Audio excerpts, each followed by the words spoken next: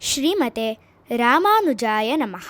ವಿಷ್ಣು ಸಹಸ್ರನಾಮದಲ್ಲಿರುವ 142ನೆಯ ತಿರುನಾಮ ಚತುರ್ಭುಜ. ತಿರುಪತಿಯಲ್ಲಿರುವ ಗೋವಿಂದರಾಜಸ್ವಾಮಿ ದೇವಸ್ಥಾನದಲ್ಲಿ ಹುಣಸೆ ಮರದ ನೆರಳಿನಲ್ಲಿ ರಾಮಾನುಜಾಚಾರ್ಯರ ಸೋದರ ಮಾವನಾದ ತಿರುಮಲೈ ನಂಬಿಯವರು ರಾಮಾನುಜಾಚಾರ್ಯರಿಗೆ ಮತ್ತು ಅವರ ಪ್ರಮುಖ ಶಿಷ್ಯರಾದ ಎಂಬಾರ್ ಅವರಿಗೆ ರಾಮಾಯಣ ಮತ್ತು ಅದರ ಆಳವಾದ ತತ್ವಗಳನ್ನು ಉಪದೇಶಿಸುತ್ತಿದ್ದರು. ತಿರುಮಲೈ ನಂಬಿಯವರ ಕಿಷ್ಕಿಂಧಾಕಾಂಡದ ಒಂದು ಶ್ಲೋಕದ ವಿವರಣೆ ಹೀಗಿತ್ತು. ಸುಗ್ರೀವನು ಋಷ್ಯಮುಖ ಪರ್ವತದ ಕಡೆಗೆ ಬರುತ್ತಿದ್ದ ರಾಮ ಮತ್ತು ಲಕ್ಷ್ಮಣರನ್ನು ಕಂಡು ಇಬ್ಬರು ರಾಜರಂತೆ ಭವ್ಯವಾಗಿ ನಡೆದುಕೊಂಡರು, ತಪಸ್ವಿಗಳಂತೆ ವೇಷ ಧರಿಸಿಕೊಂಡಿದ್ದರು. ಅವರಿಬ್ಬರು ಭುಜಗಳ ಮೇಲೆ ಬಿಲ್ಲನ್ನು ಹೊತ್ತಿದ್ದರು. ಅವರು ರಾಜರಾಗಿದ್ದರೆ ಏಕೆ ರಾಜಮನೆತನದ ವೇಷಭೂಷಣಗಳನ್ನು ಧರಿಸಿಲ್ಲ ಎಂಬ ಸಂದೇಹ ಸುಗ್ರೀವನ ಮನಸ್ಸಿಗೆ ಬಂತು.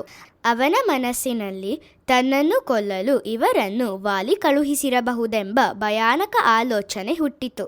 ಆದ್ದರಿಂದ ಅವನು ಹನುಮಂತನನ್ನು ಕಳುಹಿಸಿ ಆ ಇಬ್ಬರು ಯಾರು ಎಂದು ತಿಳಿದುಕೊಳ್ಳಲು ಹೇಳಿದನು. ಹನುಮಂತನು ಭಿಕ್ಷುಕನ ವೇಷದಲ್ಲಿ ರಾಮ ಮತ್ತು ಲಕ್ಷ್ಮಣರ ಬಳಿಗೆ ಹೋದನು. ಅವರಿಗೆ ಗೌರವದಿಂದ ನಮಸ್ಕರಿಸಿ ಮೃದುವಾಗಿ ಮತ್ತು ಸೌಮ್ಯವಾಗಿ ಮಾತನಾಡಲು ಆರಂಭಿಸಿದನು. ನಂತರ ಹನುಮಂತ ರಾಮನನ್ನು ನೋಡಿ ಹೀಗೆ ಹೇಳಿದನು: ಆಯತಾಶ್ಚ ಸುವೃತ್ತಾಶ್ಚ ಬಾಹವಃ ಪರಿಗೋಪಮಾಃ ಸರ್ವಭೂಷಣಭೂಷಾರ್ಹಾಃ ಕಿಮರ್ಥಂ ನ ವಿಭೂಷಿತಾಃ. ಈ ಶ್ಲೋಕದ ಅರ್ಥವೇನೆಂದರೆ, ನಿಮ್ಮ ಉದ್ದವಾದ ಕೈಗಳು ಮತ್ತು ಗಟ್ಟಿಯಾದ ಭುಜಗಳು ಕಬ್ಬಿಣದ ಗದೆಯಂತೆ ಬಲವಾಗಿವೆ. ಇವು ಆಭರಣಗಳಿಂದ ಅಲಂಕರಿಸಲು ಯೋಗ್ಯವಾಗಿದ್ದರೂ ಏಕೆ ಅಲಂಕರಿಸಿಲ್ಲ ಎಂದು ಕೇಳಿದನು. ರಾಮಾನುಜಾಚಾರ್ಯರು ಆ ಶ್ಲೋಕದಲ್ಲಿರುವ ಸಂಸ್ಕೃತ ವ್ಯಾಕರಣದ ಬಗ್ಗೆ ಇರುವ ಸಂಶಯವನ್ನು ಈ ರೀತಿ ಕೇಳಿದರು. ಇಂಗ್ಲಿಷ್, ಕನ್ನಡ, ತಮಿಳು ಮುಂತಾದ ಭಾಷೆಗಳಲ್ಲಿ ನಾಮಪದಗಳು ಏಕವಚನ ಮತ್ತು ಬಹುವಚನ ಮಾತ್ರ ಇರುತ್ತವೆ. ಆದರೆ ಸಂಸ್ಕೃತದಲ್ಲಿ 3 ರೂಪಗಳಿವೆ: ಏಕವಚನ, ದ್ವಿವಚನ ಮತ್ತು ಬಹುವಚನ. ಉದಾಹರಣೆಗೆ, ಒಂದು ಮಗುವು ಬಾಲಃ, 2 ಮಕ್ಕಳು ಬಾಲೌ, 2ಕ್ಕಿಂತ ಹೆಚ್ಚು ಮಕ್ಕಳು ಬಾಲಾಹ. ಆದ್ದರಿಂದ ಶೂರ್ಪಣಖ ರಾಮ ಮತ್ತು ಲಕ್ಷ್ಮಣರ ಸುಂದರ ಕಣ್ಣುಗಳನ್ನು ವರ್ಣಿಸುವಾಗ ದ್ವಿವಚನವನ್ನು ಬಳಸಿ ಹೀಗೆ ಹೇಳಿದಳು: ತರುಣೌ ರೂಪಸಂಪನ್ನೌ ಸುಕುಮಾರೌ ಮಹಾಬಲೌ ಪುಂಡರೀಕಾಕ್ಷೌ ವಿಶಾಲಾಕ್ಷೌ. ಈ ಶ್ಲೋಕದ ಅರ್ಥ, ಇಬ್ಬರೂ ಯುವಕರು ಸುಂದರ ರೂಪ ಹೊಂದಿರುವವರು, ಸೌಮ್ಯರು, ಬಲಶಾಲಿಗಳು, ಕಮಲದಂತೆ ಕಣ್ಣುಗಳಿರುವವರು. ಹಾಗೆಯೇ ರಾಮನಿಗೆ 2 ಕೈಗಳಿರುವುದರಿಂದ ನವವ್ಯಾಕರಣ ಪಂಡಿತನಾದ ಹನುಮಂತನು ದ್ವಿವಚನದ ಬದಲು ಬಹುವಚನವನ್ನು ಏಕೆ ಬಳಸಿದನು?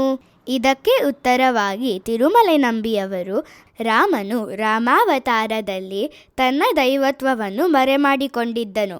ಆದರೆ ಹನುಮನಂತಹ ಉನ್ನತ ಭಕ್ತರಿಗೆ ತನ್ನ ನಿಜ ಸ್ವರೂಪವಾದ ಪರಮಾತ್ಮನ ರೂಪವನ್ನು ಶಂಖ ಮತ್ತು ಚಕ್ರವನ್ನು ಹಿಡಿದ 4 ಕೈಗಳೊಂದಿಗೆ ತೋರಿಸುತ್ತಿದ್ದನು. ಆದ್ದರಿಂದ ಹನುಮಂತನು ಮೊದಲಿಗೆ ದ್ವಿವಚನ ಬಳಸಬೇಕೆಂದು ಯೋಚಿಸಿದ್ದರೂ ರಾಮನ 4 ದಿವ್ಯ ಭುಜಗಳನ್ನು ಕಂಡಾಗ ಸಹಜವಾಗಿ ಬಹುವಚನಕ್ಕೆ ಬದಲಿಸಿದನು. ಇದರ ಮೂಲಕ ನಮಗೆ ತಿಳಿಯುವುದೇನೆಂದರೆ, ಭಗವಂತನು ಮಾನವ ರೂಪದಲ್ಲಿ ಕಾಣಿಸಿಕೊಂಡರೂ ಅವನ ನಿಜ ಸ್ವರೂಪ ದಿವ್ಯ ಮತ್ತು ಅನಂತ.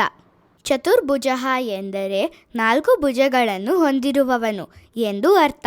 ಭಗವಂತನು 4 ಭುಜಗಳನ್ನು ಹೊಂದಿರುವುದು 4 ಪುರುಷಾರ್ಥಗಳನ್ನು, ಅಂದರೆ ಧರ್ಮ, ಅರ್ಥ, ಕಾಮ ಮತ್ತು ಮೋಕ್ಷವನ್ನು ಅನುಗ್ರಹಿಸಲು. ನಾವು ಪ್ರತಿದಿನ ಚತುರ್ಭುಜಾಯ ನಮಃ ಎಂದು ಜಪಿಸಿದರೆ ಭಗವಂತನು ಈ 4 ಪುರುಷಾರ್ಥಗಳನ್ನು ನಮಗೆ ಅನುಗ್ರಹಿಸುತ್ತಾನೆ. ಶ್ರೀಮತೆ ರಾಮಾನುಜಾಯ ನಮಃ.